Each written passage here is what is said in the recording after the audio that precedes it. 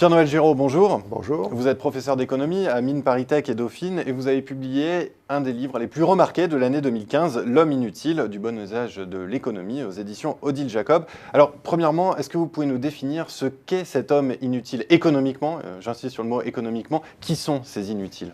Oui, vous avez raison d'insister sur économiquement inutile, parce qu'à mes yeux, évidemment, personne n'est inutile. Simplement, le fonctionnement de l'économie aujourd'hui rend des hommes inutiles, inemployables, inemployés ou très mal employés, inutiles aux autres et donc à eux-mêmes. Je cite Descartes qui dit « c'est vraiment ne valoir rien que de n'être utile à personne ».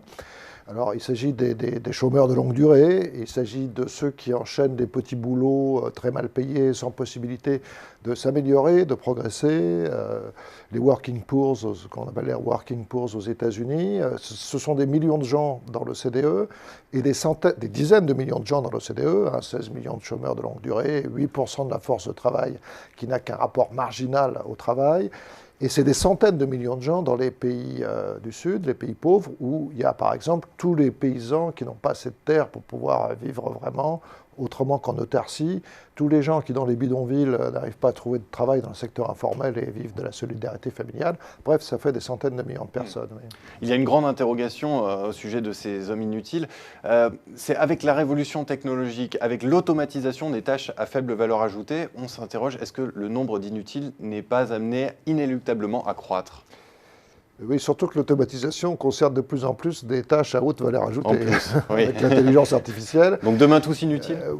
Non, je ne crois pas du tout. Moi, je suis de ceux qui pensent que le progrès technique et la robotisation qui va exploser avec l'Internet des objets, ne sont pas en soi porteuses d'une utilité. Ça exige évidemment une reconversion de gens, ça exige des efforts de formation considérables. Et puis pourquoi pas à la fin une réduction de la durée du travail. Historiquement, sur tendance très longue, les vagues de progrès techniques se sont toujours accompagnées de réduction de la journée de travail. Aujourd'hui, on a ce paradoxe qu'il y a d'un côté des gens inutiles qui ne trouvent pas du tout de travail, et puis de l'autre des gens qui travaillent trop, visiblement. Donc je pense que ça va se rééquilibrer. Personnellement, je n'accuserai jamais le robot de détruire de l'emploi. C'est une vieille histoire, mais l'histoire a toujours prouvé que ce n'était pas le cas à la fin. Alors on va parler de vos préconisations pour réinclure ces hommes inutiles dans la sphère de l'utile, entre guillemets. Vous dites que cela passe par une augmentation des emplois nomades, c'est-à-dire délocalisables, et une dynamisation du secteur sédentaire dans les secteurs plus abrités pour favoriser une croissance autonome. Je voudrais que l'on parle de cette notion de croissance autonome. Est-ce qu'il faut entendre protectionnisme ? Oui et non. Il ne faut certainement pas entendre protectionnisme au sens ancien, droit de douane, mais en revanche, je pense que pour ce qui est des emplois nomades, c'est-à-dire ceux que les firmes globales peuvent localiser en Europe ou ailleurs, on est un peu naïf en Europe par rapport à la Chine et aux États-Unis, qui sont des grandes puissances ouvertement mercantilistes, c'est-à-dire qui cherchent par des politiques spécifiques à attirer chez eux des emplois nomades. Nous, on les laisse partir ou on ne fait pas d'efforts particuliers pour les attirer. Et donc, moi, je propose des mesures de type de mesures de réciprocité, si vous voulez. Pour qu'Airbus puisse vendre un avion en Chine, il faut que 40% de la valeur ajoutée soit fabriquée en Chine.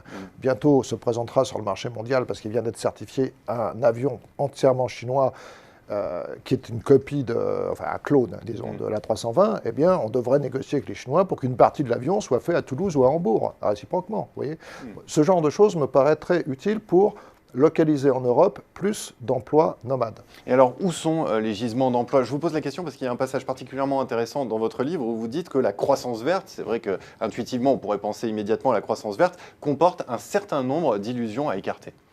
Oui, en particulier qu'elle va créer énormément d'emplois par rapport à la croissance non verte ou la croissance, disons, habituelle. Alors, je dis tout de suite que je suis absolument convaincu qu'il faut lutter contre l'effet de serre et donc réorienter la croissance. Mais le problème de l'emploi n'est pas un problème d'affectation sectorielle de l'emploi. Je pense que le problème de l'emploi est un vrai problème qu'il faut traiter en tant que tel par des mesures concernant la formation, la transformation du marché du travail, etc. Croissance verte ou pas. Et quand j'entends certains économistes mettre tous leurs espoirs dans la croissance verte qui va à la fois résoudre les problèmes écologiques et les problèmes d'emploi, je pense qu'il y a une confusion des questions. Pour conclure, Pierre-Noël Giraud, vous dites que l'économie ne doit pas être un outil au service de la croissance, mais de la réduction des inégalités. Est-ce qu'il faut en déduire que nos modèles économiques aujourd'hui sont totalement inefficaces pour résoudre ce problème de l'inutilité ?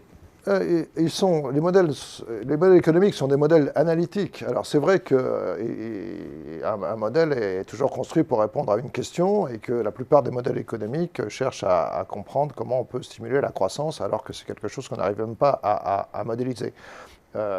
Il faut un peu changer de modèle économique pour décrire la réalité qui compte, à mon avis, qui n'est pas la croissance, mais qui est les inégalités. Et en particulier cette forme extrême d'inégalité que sont les hommes inutiles. Par exemple, aujourd'hui, on a beaucoup de mal à les compter.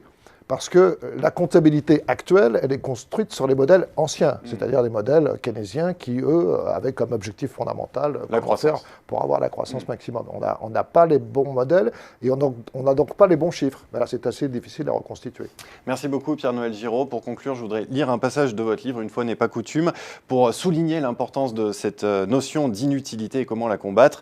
Il est plutôt à craindre que les hommes inutiles aujourd'hui ne soient dans l'ensemble capables que de révoltes sans objectif précis, générique, principiel et sans programme, plutôt individuel ou en petits groupes, un type de révolte évidemment légitime mais sans grande efficacité, sinon d'entretenir la peur chez les autres et de provoquer des réactions qui portent à cadenasser encore plus les trappes où ils se trouvent. Pierre-Noël Giraud, merci beaucoup. Merci à vous.